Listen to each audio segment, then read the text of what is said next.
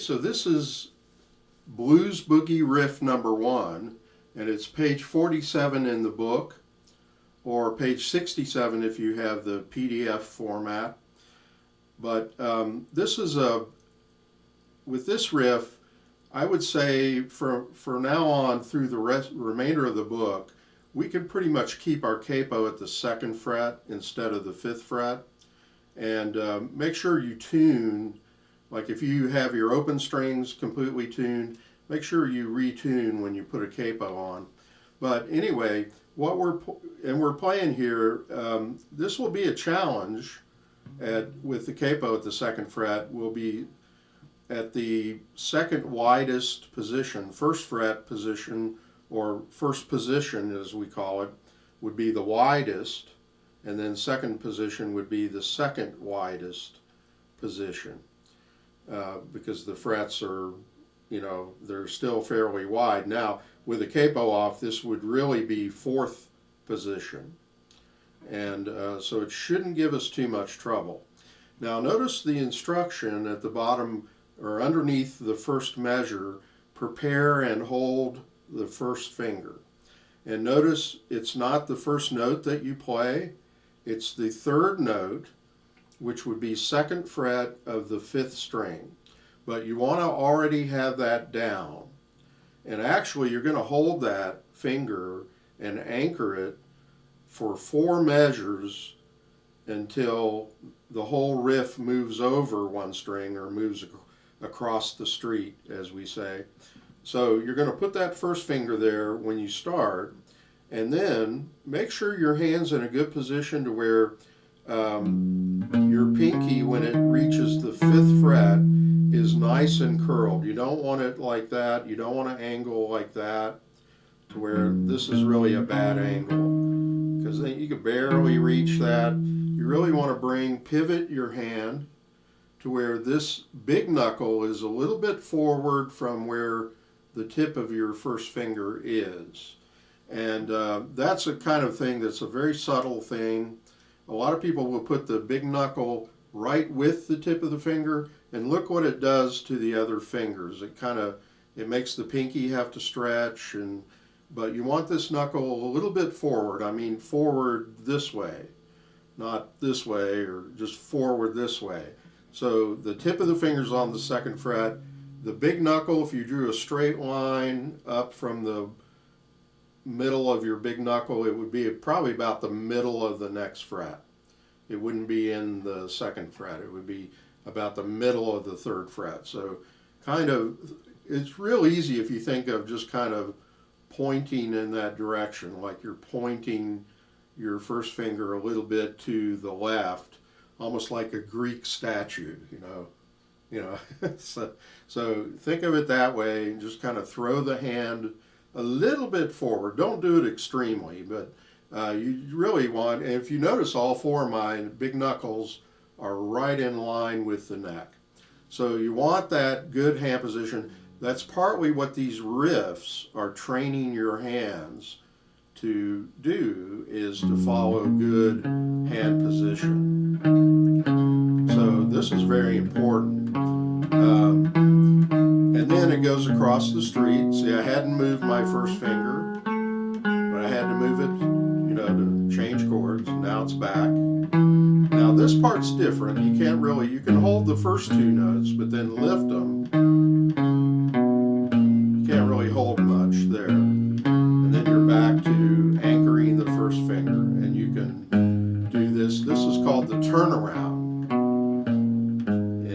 In a 12-bar blues, this would be the turnaround. And then keep holding the first finger until you play the note before the final chord. Now the final chord is E7 in a different way than we first learned as a 2-finger E7. This is a 4-finger E7.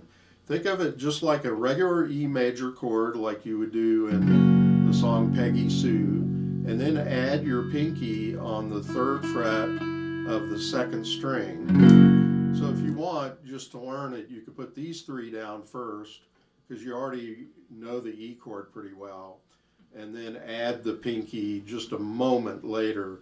eventually you should be able to put them all four down right at the same time. And with that E chord, notice my first finger is bowed out this way. My pinky is bowed out sort of the opposite, so it's they're kind of pointing in toward each other, and the second and third fingers are almost like I've got them duct taped together. They're just kind of right together. And so it's a regular E chord with the pinky added. Make sure you're not angling funny, because then that messes the whole thing. You start muting strings that you don't want. Just make an E chord, make sure you're not angled too much, and then add the pinky, and make sure your pinky has a nice, comfortable curl to it. And so, again, now I'm going to go through it slowly.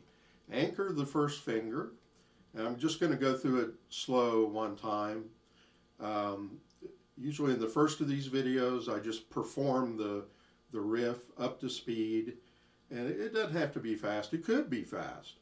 I did it kind of moderate, and then this is going to be slow. So 1, 2, 3, go. Keep the third finger bent. Keep the first finger anchored.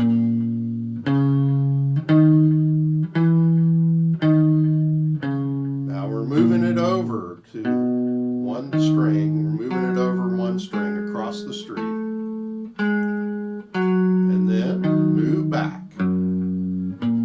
Sounds like I'm directing a dance. Double back.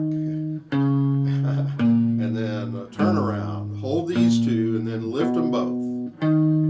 And you can't hold any of these. And then anchor the first finger again.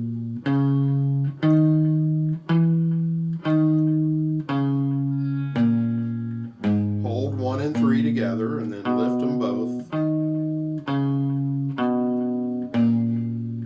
Now in this last part, keep holding the first finger. A lot of people let go right at this point. Keep holding it. Then you can let go to make the E chord, add the pinky. I didn't hit the bass note there. Okay, all right. So that's Blues Boogie Riff number 1. It's not a shuffle. It's Blues Boogie Riff. And that, that's a real common, like in jump blues, like Louis Jordan. You may not know who Louis Jordan is. Look him up. YouTube.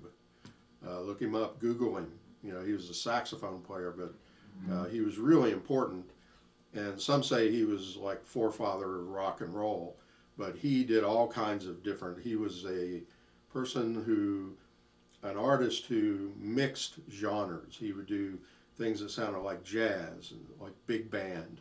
And then he would do jump blues, which was kind of jazzy sounding blues.